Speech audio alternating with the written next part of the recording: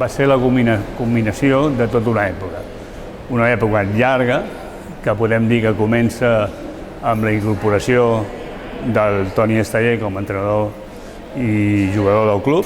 Va començar a fer aquest equip, portant gent de fora, joves, amb 15, 16 anys, 17, i a partir d'aquí aquest equip es va anar fent, va anar creixent. Venint els millors entrenadors tant d'Espanya com d'Europa en el seu moment, que vol dir del món, venint els millors jugadors del món també.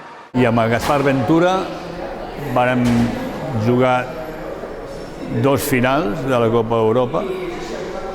La primera en l'Espandau l'any 1988 i després ja al 92 ja havien aconseguit la Recopa d'Europa i la Supercopa d'Europa.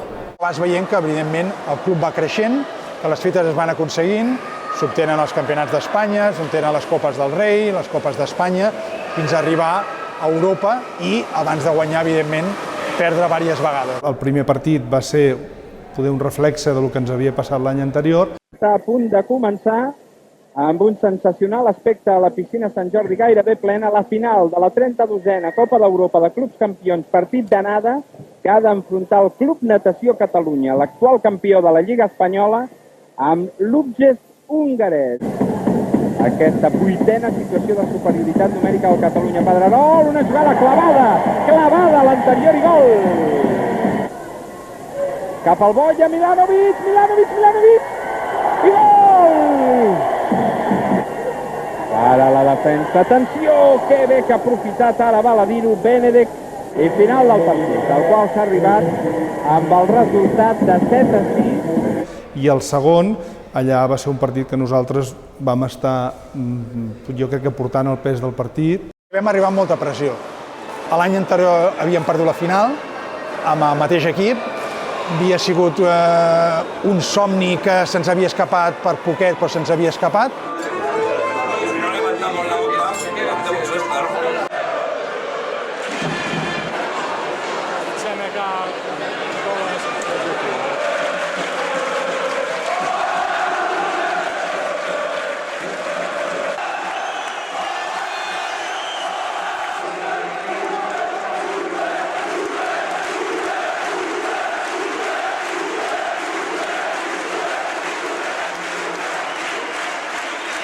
Sería importante cristalizar en gol esta segunda acción ofensiva del cuadro que prepara Dragan Andrić. Gol, el lanzamiento de Pedro García y a la primera exclusión la de Johnny Neira, ahora exclusión de Pedro, el lanzamiento al ángulo corto. Ocasión de superioridad numérica y gol.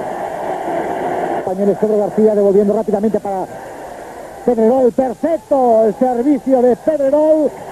Hay un 3 contra 2 en esta jugada de contragolpe del equipo húngaro. El lanzamiento final a gol, no se lo ha pensado Benedek. Lo ha señalado ya en 4 ocasiones, falta en ataque. Ahí lo tienen nuevamente, véanlo cómo se ha girado y cómo consigue el gol. Si lo dejan jugar, hace estas maravillas. 7 segundos, 6, probar un lanzamiento. Cuando quede poco tiempo, ahí gol, gol, maravilloso, Jordi Payá. 8 segundos de posición del equipo español, lanzamiento de Pedrerol y gol, gol, gol, gol. Perfecto, sensacional, oportuno, maravilloso. El Cataluña va a completar una semana histórica para el waterpolo español. Campeones de Europa en la Copa del Alén y campeones de Europa absolutos el Cataluña. Final del partido, 7 segundos, ya está todo el equipo español en el agua. Evidentemente no señalan nada los colegiados porque la victòria és clara i contundente. Jo tinc el moment que es pita final, que veig a la grada els membres de junta directiva, que veig a l'altra banda el Dragan Andrić que ja s'està tirant l'aigua, que veig el Jesús en pau descansi que es torna boig, anem abraçant-nos a tots, cau el president a l'aigua. Va ser una nit magnífica, això no es pot oblidar per tots els jugadors, pels directius que estàvem allà, i bueno, a part que jo vaig anar a l'aigua com estava anat i que anava una mica xop, va ser una nit molt intensa.